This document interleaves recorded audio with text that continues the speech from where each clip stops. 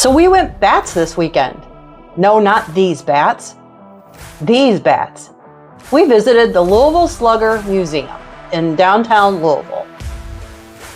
We rounded the corner after parking the truck. We got to walk down the Louisville Slugger Walk of Fame.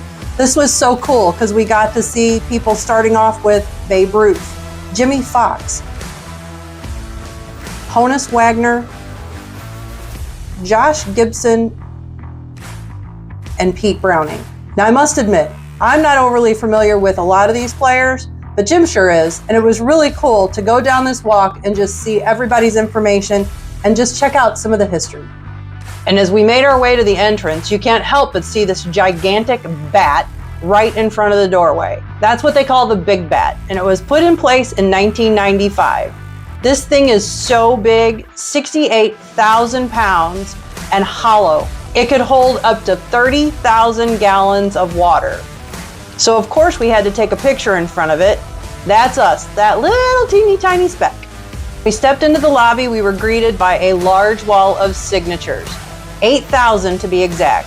All those signatures are players that have signed with Louisville Slugger. We even found the Hall of Famers. And even though I'm not a huge baseball fan, there were some of the names that I did recognize.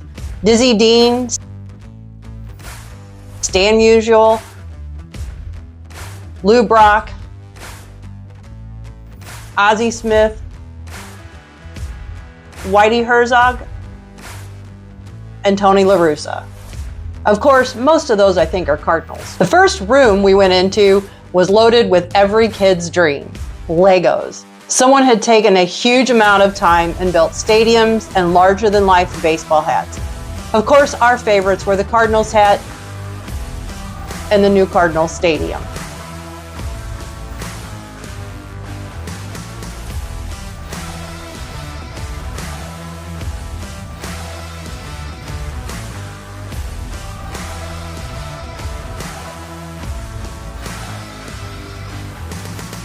Along with the big bat on the outside, we found a big glove on the inside. It was delivered in 1998, carved out of Kentucky limestone, and weighs 34,000 pounds. This thing is huge. I don't think it's very good though for catching baseballs out in the field. So our tour was going to take us through the factory.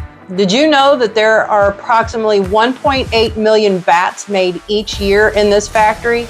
And the pro players usually order about 120 bats per season for themselves.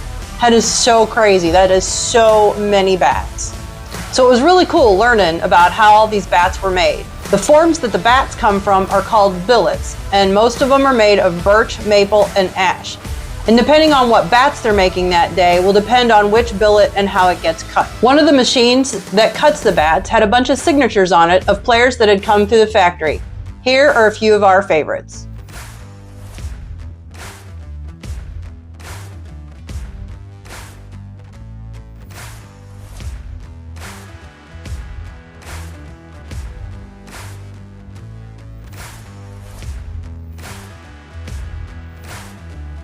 Next came the branding.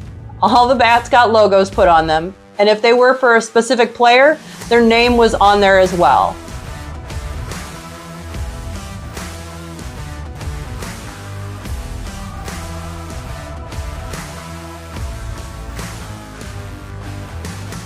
Many of the bats also get hand dipped, some for regular use and some for special occasions, like the pink bats you see for Mother's Day and for breast cancer awareness.